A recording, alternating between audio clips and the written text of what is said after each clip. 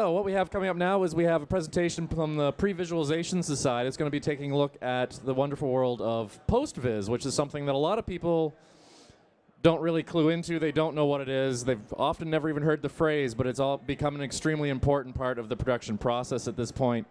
So at this point, I'm going to hand it over to you guys to take us through what is PostViz, sir.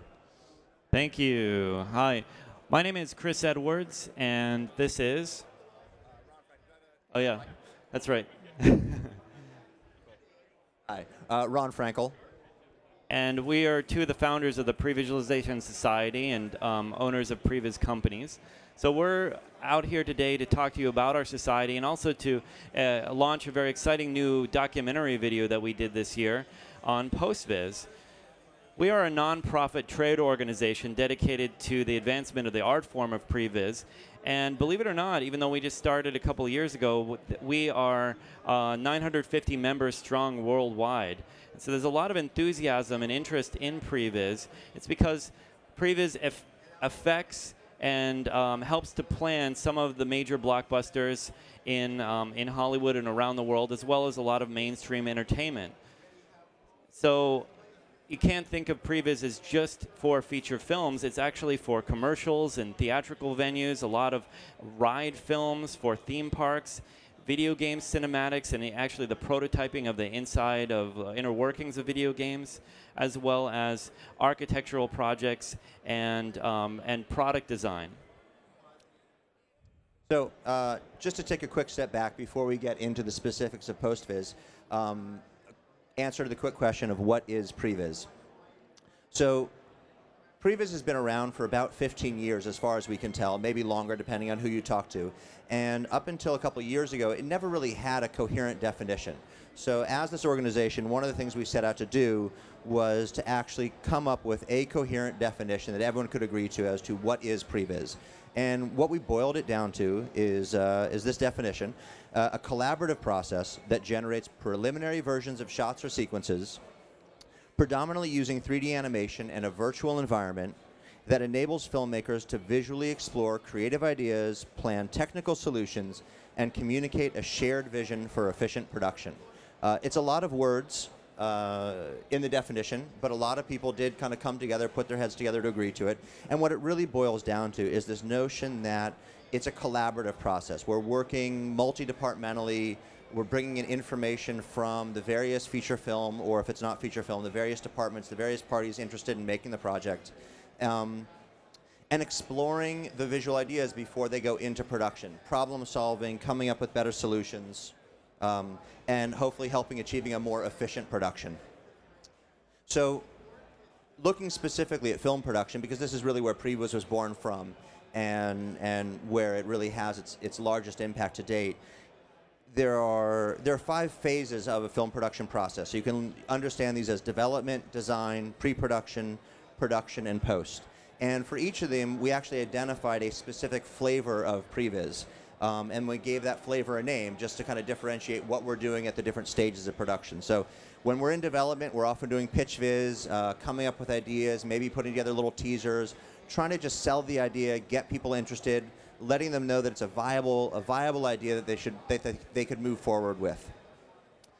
In the design phase, we have DViz, which is really just exploring kind of the world in which this film might take place in, fleshing out some design ideas, getting into set design. Pre-production is your basic previs, technical previs, really helping in the shot design, getting down to the mechanics of how are we going to make this happen. The new exciting world is on-set previs, where we're actually taking our work onto set and assisting production live in camera.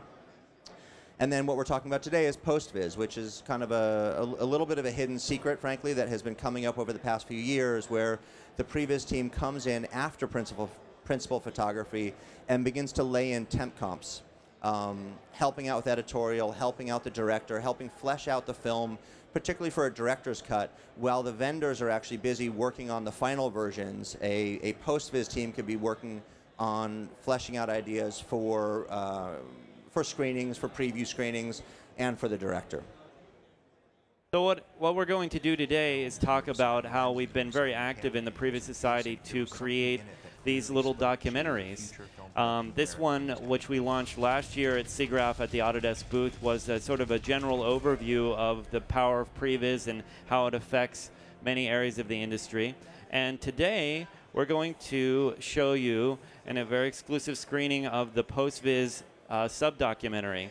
So as you can see here, as Ron was explaining, PostViz is one of the best kept secrets in the industry, but oftentimes before a final visual effects vendor or vendors is unleashed on the final imagery, what we end up doing and the Previs team is putting some of that Previs back into the plates that are shot in a very early way to help the director and the editors hone in on their vision. And so this is an example from Star Wars Episode 2, and one of the more extensive forms of post-visualization at the time, but still a very early example. So without further ado, I'm going to full screen this little documentary, and we'll let her rip.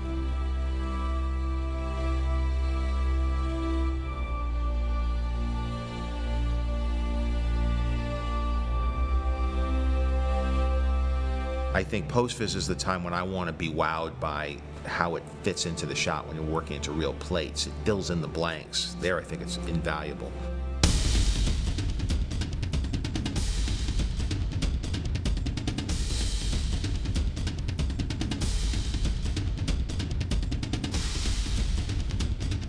The traditional boundaries, not only of department, are shifting, but of chronology are shifting. Now you're sometimes cutting things before you're shooting them.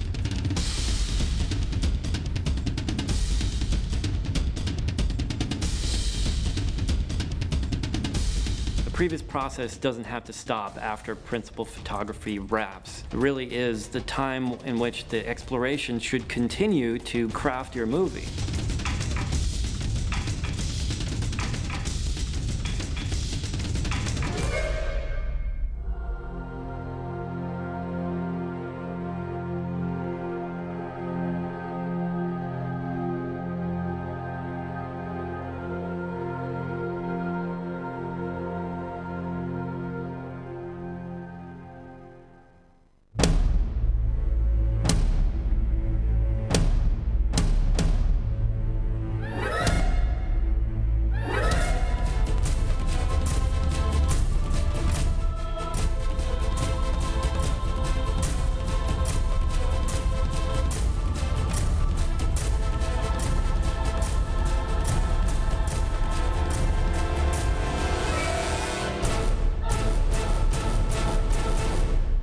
Post-viz gives you the ability to accurately present your vision so that people could creatively be on board with you. It's much more efficient time-wise because the director's time is very valuable in post-production. You're doing a million things, working on the Iron Man movies, Cowboys and Aliens. Iron Man, where sometimes it's just an empty plate. Cowboys and Aliens, where you have horses and guys on horseback fighting aliens. It helped me conceive it, but what it really helps with is the editorial process. Post-viz gets in there, and they're the first ones in that really dial in where these things are going to be. By the time I saw the movie for the first time, there was some very passable animation, so I could actually see what was going on, and more importantly, my editors could cut it together. Post-viz gives you the insight to do it. They didn't have to imagine what might be there. Iron Man would be an example where the main character is computer generated, so there's no movie to watch unless Iron Man's put in there. The background plates are empty. There's no story being told. There's no way to cut the film. There's no way to figure out the shot count for the VFX vendor. There's no way to know what the character's supposed to be doing in each shot, so the post-viz really fills those gaps and builds a roadmap for creating the final character. One of the most spectacular visual effects in Iron Man is the suit-up sequence that happens when Tony Stark gets into the Iron Man suit right before the fight in Gulmera. What most people don't realize about that sequence was that wasn't originally in the film. As they were working in post, and as they were getting more excited about the film, Jon Favreau and Marvel sort of got together and said, you know, we're missing something here. We need to show the audience how does he get the suit on? Like, how does this happen? And that previs process that ended up into a post-viz process, and that ended up driving the reshoot, in which we used to stand an actor for most of the full body shots, and then brought Robert Downey Jr. in, whose time is extremely valuable, just for sort of the hero end shots where you see his face and you see him getting in the suit. So it was an amazing collaboration of multiple departments to sort of get that together and to sort of create ultimately a sequence that's probably one of the most memorable visual effects sequences in the entire film. Post-viz, meaning post-principal photography, is a way that you can take the plates and begin the process of visual effects, adding in the elements that are missing that they were not able to film on set.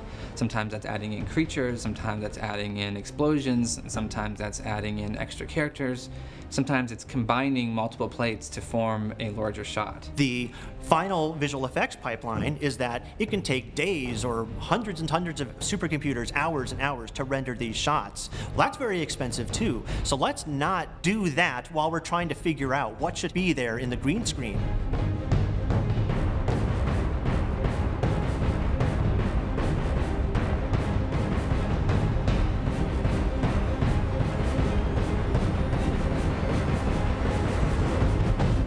I guess you need some arbitrary jumping off point, because it's always about money, right? How much money you spend planning, how much money you spend on previs, on the actual shot, on what's going to hit the screen. Because at the end of the day, previs is seen by studios as something that's never in the movie. It's like the mold that you break to reveal the sculpture. So why spend a lot of money on what the mold looks like? Well, you know, the artist would say, well, the casting of what's inside is going to be directly affected by how much time you spend with the mold. It's like a temp score.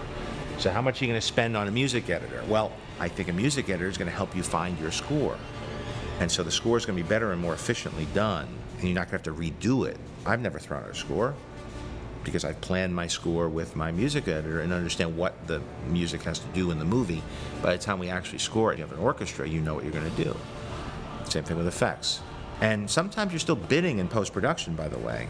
Those days of going to one house and they do everything is done. It's just too expensive. And sometimes you split the work off and go to different houses for different specialties. You know, it's also a manpower issue. You know, some houses are great at animation. You're not going to have them painting wires out. Some people are great working with fire or doing design work or doing all the gadgets from Iron Man. You know, there are small houses that did amazing jobs that I wouldn't necessarily have hired to do the whole movie. And so you're creating bidding packages. When you have post-viz and a cut, they know exactly how many people they have to hire, how much time it's going to take, how much they're going to charge you. And just like anything else, just like bidding work on a house, if you say, yeah, fix my house up, they don't know what that means. But if you say, I need this wall painted and I need to replace these windows, they can give you a much more specific price. Something interesting that's happening now is that the cost of live action shooting and the cost of effects houses doing final work are both very, very pricey and are kind of almost becoming the same. Where time and money are so precious, we need to make sure that they are both as efficient as possible and are creatively serving the director. In the live action paradigm, it's prevising so that when we are on set, that very, very valuable set time is utilized as much as it can be, and we get as many creative variations and as good of a performance from the actor as we can, rather than spending time trying to solve technical issues. If you were to take a director and say, look, there's this big scene we want to shoot in Times Square. We want 3 helicopters, we want 1,000 extras, we want 50 cabs, we want 2 cars to crash into each other, and you shoot it, and I want to shoot with 8 cameras. If it was necessary to the story, everybody would say fantastic, and you go and shoot it. It's $1 million day. Now, if a director were to go into the dailies the next day and say, watch this in front of a studio executive and say, you know, that cab down there didn't quite hit its marks, and those 3 extras over there, I wanted them to be back. Let's reshoot the sequence. He would be fired immediately, or everybody would think he's completely nuts. But you can have 50 or 60 people working on a complex visual effects shot that maybe is 5 or 6 seconds long, and a director will watch it in a room on a loop where it goes over and over and over. Well, after 10 or 15 times he's seen it, of course you're going to start to see the faults in it. And then he'll say, well, you know, I want to move those extras, and I want to change that car, and I want to change the color of that car. And then he forgets that, because he's only talking to the visual effects supervisor, that there's probably another 50 people who make exactly the same amount of money, if not more, than the people that were shooting the film. And they'll spend 5 or 6 days instead of 1 day working to make these changes. And then they wonder why everything costs so much.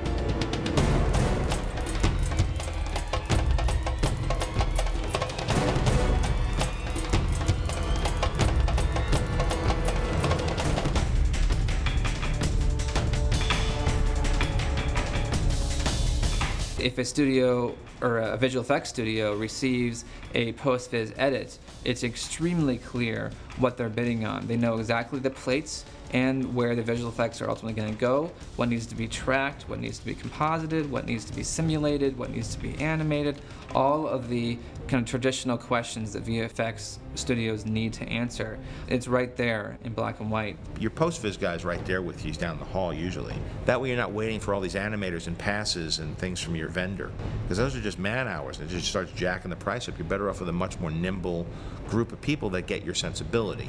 All of what we do involves a certain amount of exploration. If you want the stuff to look good, you know, then maybe you need to talk to the guy who's going to shoot it early. Maybe you need to talk to the guy who's going to design the sets early. How about the cutter? Editors have an important role in post, but if they can be involved early, you'll get the benefit of that perspective. What if the editor can be involved even before the shooting happens? Oh wait, he can, because we're prevising it. We don't want to send something to a final visual effects house and then it's not working in the cut, it's not working with the flow of the story, because that's a lot of time, money, render time, and resources that went into that. What I've been doing personally in post-viz quite a lot is doing the rough track and doing the rough comp, giving it to the editors. They can slice and dice that around and see what's working and what's not working. But the most valuable thing is that we can show to the visual effects vendor, here's a QuickTime that is low resolution and not amazing rendering, but it is exactly what the director wants, and it fits into the edit perfectly. Post-viz is hugely powerful. Instead of being grounded in the reality of what you think the set's going to be like, now you're grounded in the reality of what's actually in camera. So you're further along the road, but you've got a long way to go. So you just revisit it. It serves as a previs for the visual effects that are coming. But at the same time, now you've got something based on the footage that's going to be inside the cut. Even its preliminary versions, you have a cut that plays. At the same time that you're, in effect, coming up with a plan for what you're going to do further down the line, you have a placeholder that's going to be able to communicate how the shot's going to work in the whole sequence.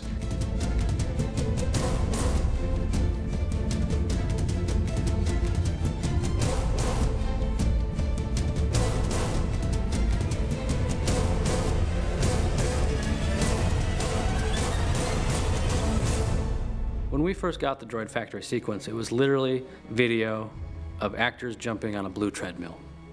We knew what their actions were, and we knew where George wanted to take the sequence, but that was really about it. It really came down on us to take the concept designs from the art department of what the Droid Factory would look like, build those assets, track the plates, and then introduce those digital elements and animate them so that it all came together and actually made sense. It also needed to serve as a very solid marker for ILM for the visual effects work, because George didn't want to leave anything for chance. He wanted to be able to define what he needed in the sequence up front and deliver a very complete design doc in the form of a QuickTime movie so that the visual effects company knew exactly what they were going to be doing. If a VFX vendor has to send QuickTimes back and forth on the FTP server and communicate with emails, that is going to slow down the communication process and ultimately be more out-of-pocket expenses for the VFX vendor. It brings about a sense of stress and I'm not sure what shot to do. More importantly though, it lowers the quality of the final product because you probably had to wait until the last minute to get the answers that you wanted.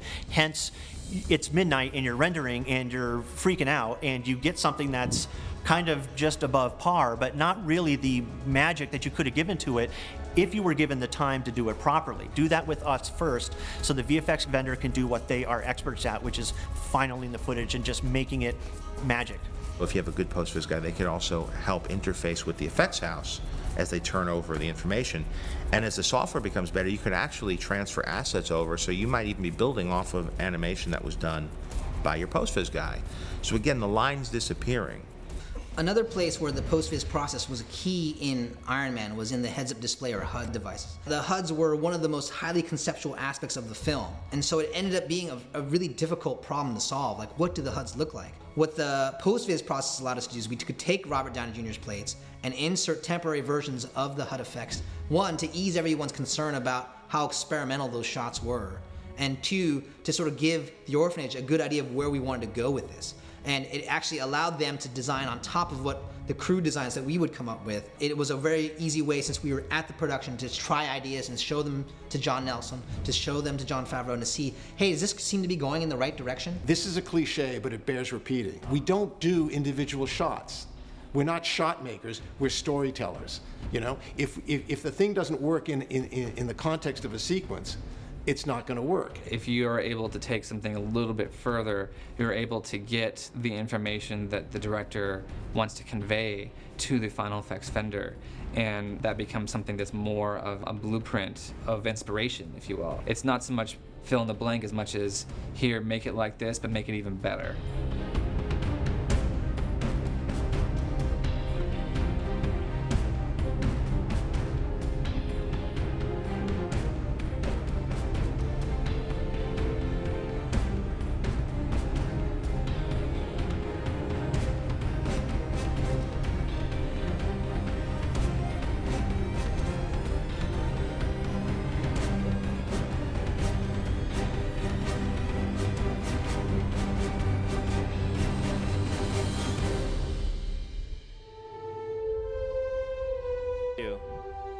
Well, hopefully you guys got a better sense of what PostViz is all about and about the sort of impact of the pre-visualization in the industry and pre-production and beyond. We have a lot of people to thank for putting this video together, but also our premier sponsor, Autodesk, that really makes it possible for us to do these things and to fund them. So thank you to Autodesk for that. I'm going to skip over some of these credits to just, in the interest of time, and skip on over to this, because I just wanted to say, if you guys are interested in, let's see here, hold on. If you guys are interested in Previs, please come to our event in LA. Hold on. It's still waking up. But basically, we're launching an event in LA which is called Previs 2011, which will be in October. And, oops, is that happening? Oh, okay. So no more laptop. But anyways, Previs 2011 will be an event in October. Please look at our website, which is previssociety.com with an S, previssociety.com. And we're really looking for new membership, and please sign up through there. You don't have to be a Previs artist. You can be pretty much you know, anyone interested in Previs or that works with Previs artists. So I just thought if you guys have any quick questions, we can answer those on the side here, just in the interest of time. And thank you so much to Autodesk for making this possible. Thanks for watching. Thank you.